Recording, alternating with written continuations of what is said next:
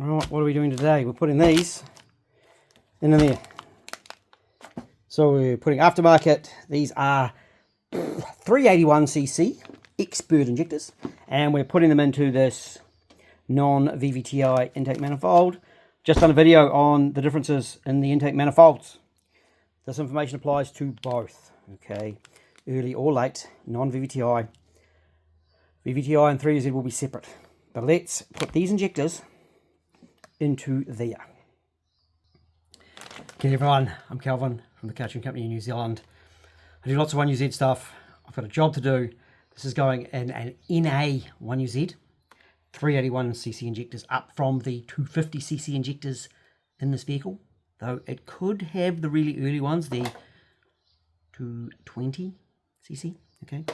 And not the VVTi, because you can see that one has got some other stuff going on because it's ear assisted. It's an ear assisted injector on the VVTi. Different, okay? They're different. Right, let's get into this. Non-VVTi early manifold, I have removed both the front and the rear fuel rails, or the crossovers.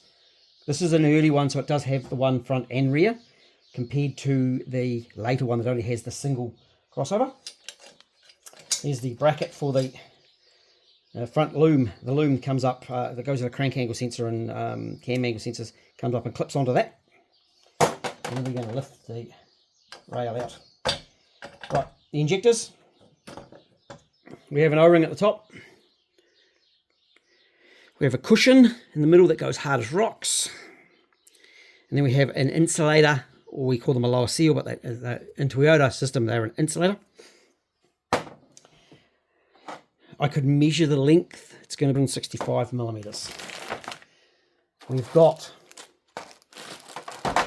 another set of connectors, aftermarket loom that we have made. And we've made it for these injectors. And then the customer asked me for some aftermarket injectors. These have been flow tested and matched. So it is a matched set of injectors. Come on. Clearly, this is not an unboxing video because I can't even get an injector out of the bag. I actually want two of them. Right, what we're going to then need is we're going to need a little extension.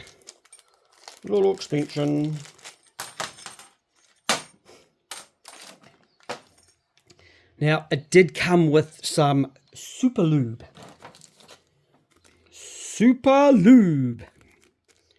We will leave that for the customer. I'm going to pop this off here. So, we can see how that all sits together there. So what's going to happen is, instead of sealing out here, it's going to seal. Can we see that? It's going to seal like that, okay? And then we slide the spacer on, and this takes it to an 11 millimeter top. This is 14, this is 11.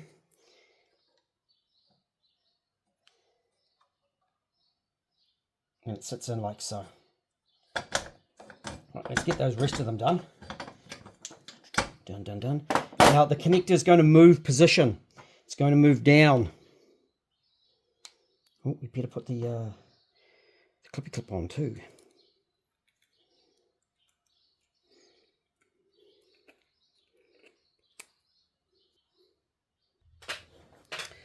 Right, now I've got the top hat on, which has converted this to an 11 mil O-ring. And we've taken the rubber off the bottom. Okay, so that sits up in here. That's where it's designed. And we're trying to get it close to being correct for this length. And you can see that we've got a little problem here, that this cushion is actually sitting up too high. Now, I haven't seen this with these adapters before. I'm just going to pop this off here. Pop that off there.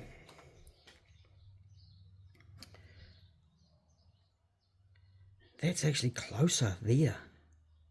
It causes me a little bit of a problem. I'm actually wondering if it's worth me putting, in this case, another little cushion there, but I'm not going to do anything right at the moment because I need to address this overall length. And when you're doing jobs like this, we use these a lot. And we measure and we check. And people go, what's the measurement? And I'm like, go measure it yourself so you can check that you haven't got a weird anomaly. So we're going from the sealing point there to the top of the sealing point there. That's 62 millimeters. So from there to there, really close to 62 millimeters. It's just, these go really hard. These seals go rock hard. And of course then they leak. They do a whole lot of things that are not pleasant and can be quite tricky to get off. That's nice rubber.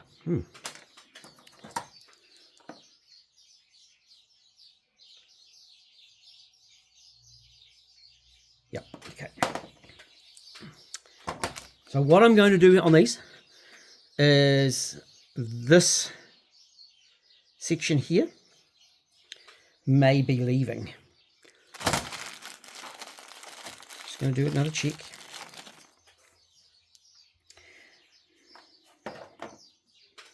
I'm going to measure that diameter around about 9. Around about 9. So this little piece here, it's going goodbye. Okay, we're going to take that off, and that should put us at the correct length. These are possibly not the right adapters. We could probably get an adapter that would sit it much better. Right, what I've done here is now I've taken the insulator off the top, and I said we're trying to get the same length, okay, and I'm going about this the long way to show you some of the hurdles you may come across when fitting aftermarket injectors to these. We can see that because I've used a short injector with an extension, and when we were looking in the extension in here with the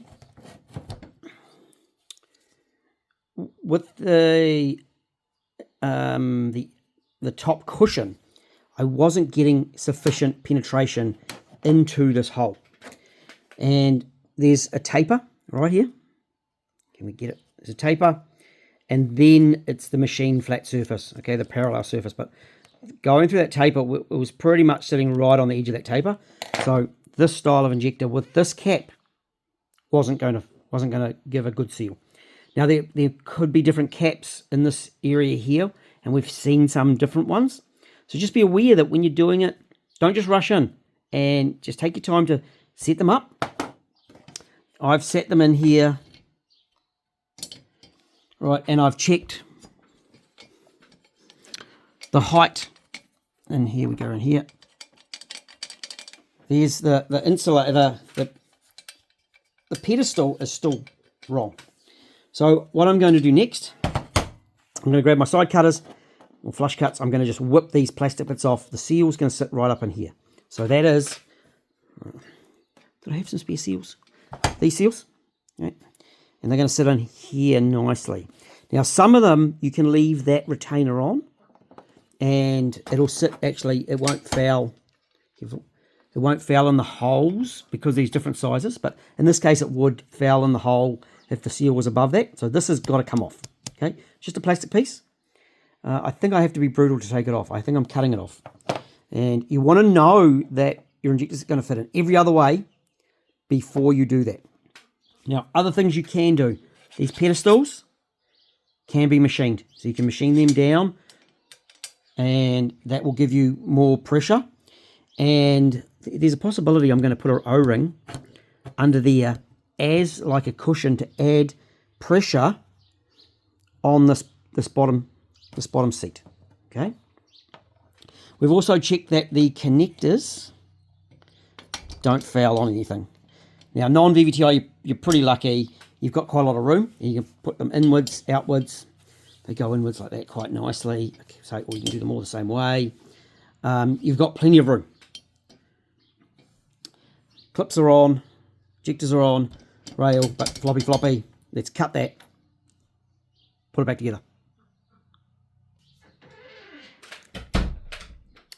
Right, so when we're removing this, we don't want to lever off the injector itself.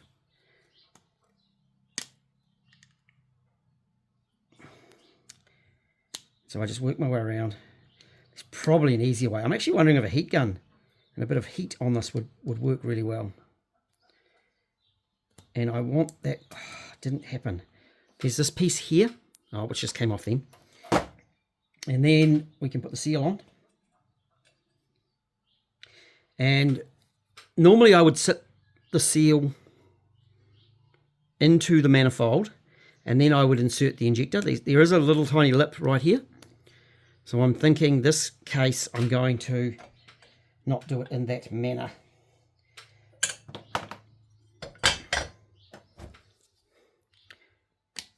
Yeah, expensive injectors, and I'm attacking them with side cutters.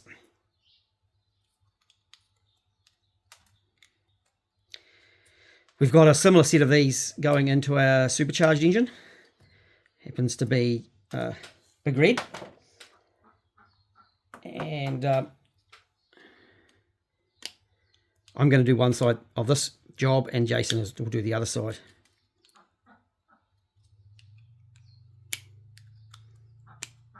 It's a bit of an animal thing to do, but that's how we do it.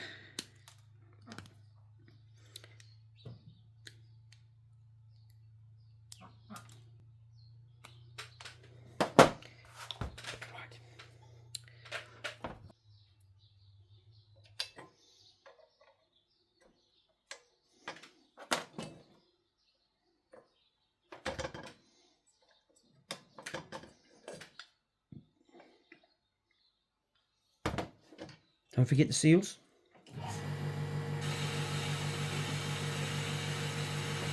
And then my water pump goes.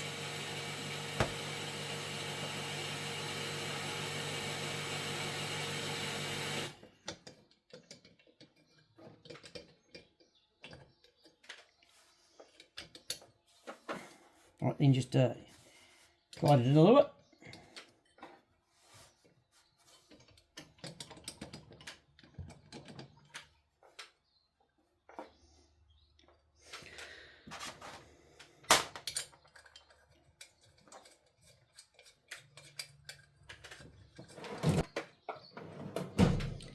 Right, now, just remember with those spacers is they do have locating lips top and bottom where it fits into the manifold, into the fuel rod.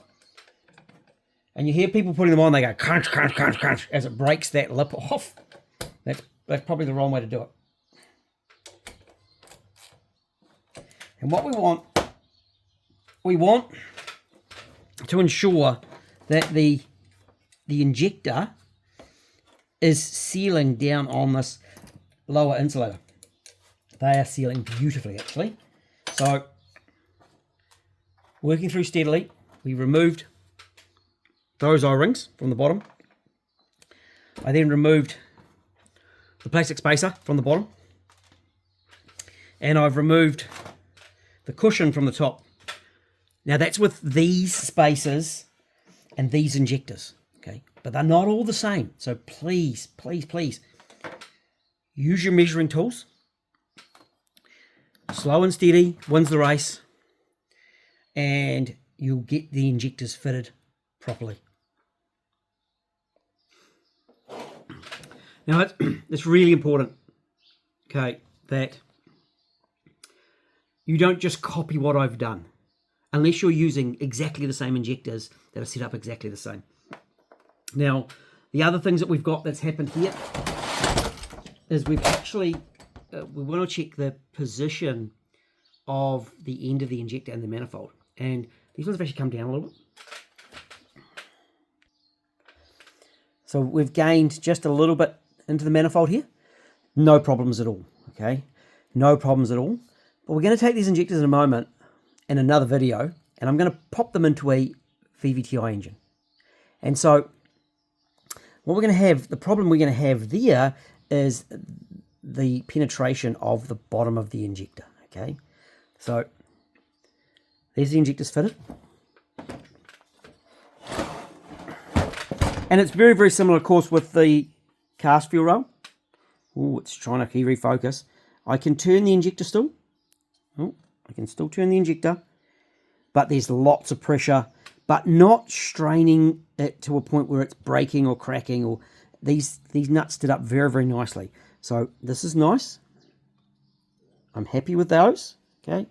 I'm happy with the way they're sitting. Yes, I can turn them. They're spinning on, that is just fine. And remember, if you want some more tension, a couple of things I could do. I could add an O-ring up here as a cushion underneath that, underneath the top of the spacer, and that would work well. Or I could take a couple of millimeters off these, and you can see there's the location piece, locator. We could take a couple of mils off that, and that would also work just fine if you are having issues. If you are running boosted, bang. Checking that you do seal up here nicely is very important, and we generally will smoke test engines after fitting injectors, or we put a little bit of brake clean, carb clean around the base of the injectors to check that they are sealing. Okay. Also, when it comes into this fuel rail, check you use a bit of lube. Definitely don't go and dry, because if you're going to crimp or catch the side of an O-ring, that's where you're going to do it as you go in there. So I've got good penetration, similar to standard, good penetration. There it is. Plenty of penetration there.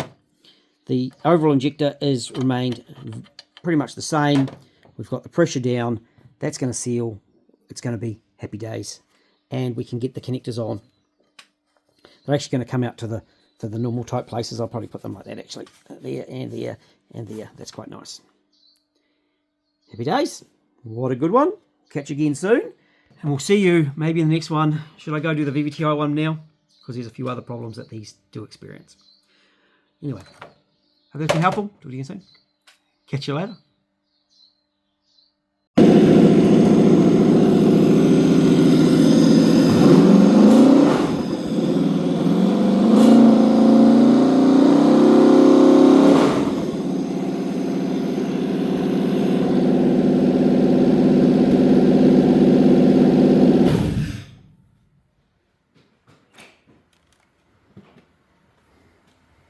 Beauty. I've put them in as some LS2 injectors. Should be pretty close. If I need to, I can put in the custom settings, but I don't have them here because I didn't bring them with me to the workshop. They'll be sitting on my bench at home. All right, this one's ready to go. It can come apart. Injectors are done. Setup is done. Don't need relays and fuses, that's cool. Starts like it should. And the software is done.